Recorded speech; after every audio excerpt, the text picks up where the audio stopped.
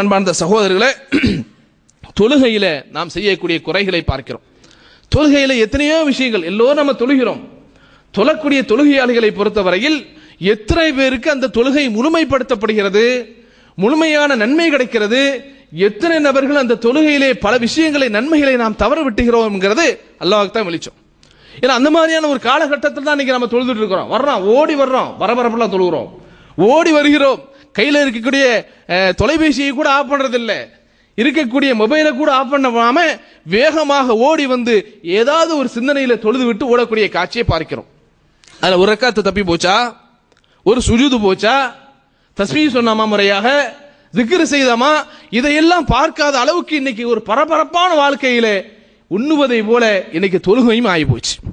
அப்ப அல்லாஹ்வுடைய தூதர் என்ன சொல்றாங்க அப்படின்னு சொன்னா, இன்ன அவ்வல மா யுஹாஸபு பிஹில் அப்து யௌமல் கியாமா மின் அமலிஹி ஸலாத்துஹு, நாளை மறுமை நாளிலே அடியானிடத்திலே வணக்கங்கள் சம்பந்தமாக முதல் கேள்வி கேட்பது தொழுகைதான்.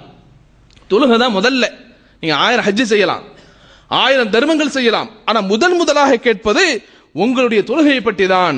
ஃபைன் ஸலஹத் ஃபகத் அஃப்லஹ வ அன்ஜஹ, அவனுடைய தொழுகை சரியாக இருக்குமேயானால், அதை எதையுமே அதில் குறை வைக்காமல் தப்ப விடாமல் முறையாக செய்திருப்பானே ஆனால் அவன் வெற்றி பெற்று விட்டான்.